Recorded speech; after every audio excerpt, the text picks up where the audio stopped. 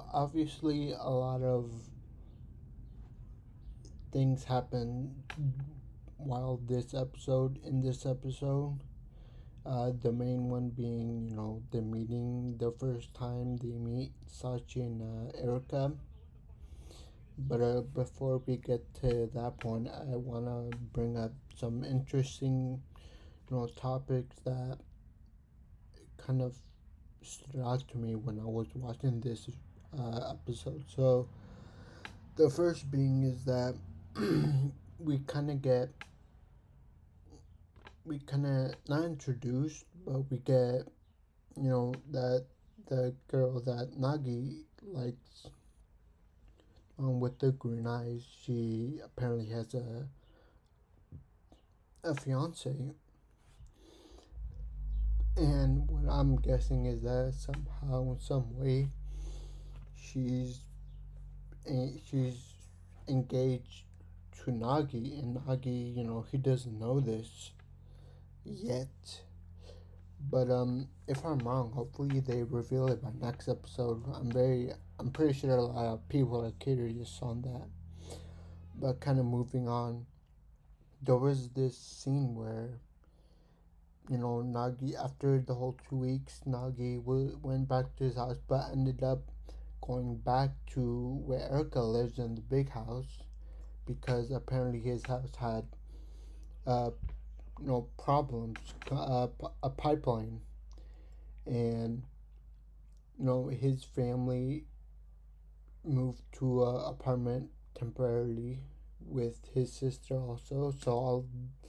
So he has to stay. He still has to stay with Erica because he can't really go home. And I want to bring this up because we get this scene of Nagi's biological dad with his phone, and so that kind of makes me think that he pretty much arranged everything. He pulled some strings, um, made a pipeline, just not work at his house, and forcing him to stay longer with Erica.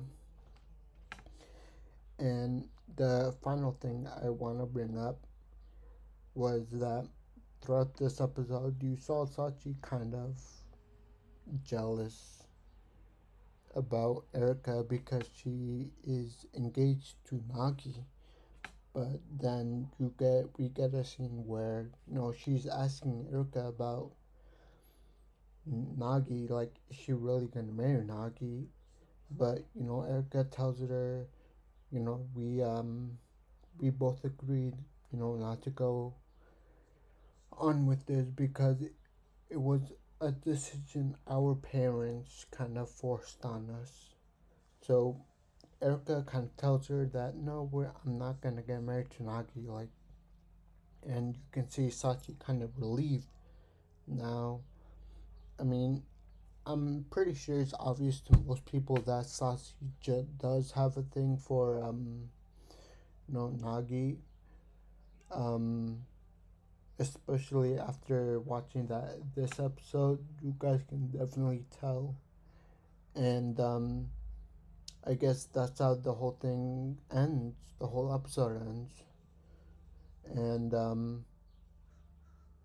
I just feel like this anime will end up like another certain anime that will end with a movie. It's called the quintessential quintuplets. That pretty much everyone likes him. Eventually wants to, they want to get married with Nagi. Erica does. Eventually, Sachi does, and probably the green eyed girl too. But ultimately, at the end, he has to choose just one girl to marry. So I think it would be very interesting to see, um, what are the kind of events that will happen for him to ultimately make his decision of who he chooses at the end. I think that will be, very interesting to see who he picked and his criteria because like I said, as far as we know, he only likes the green-eyed girl, and the reason they're not going out is because she has a fiance that hopefully we get introduced. But yeah, overall, watching this episode, I think it was, um, I enjoyed it. I enjoyed watching it, and I hope you guys did too.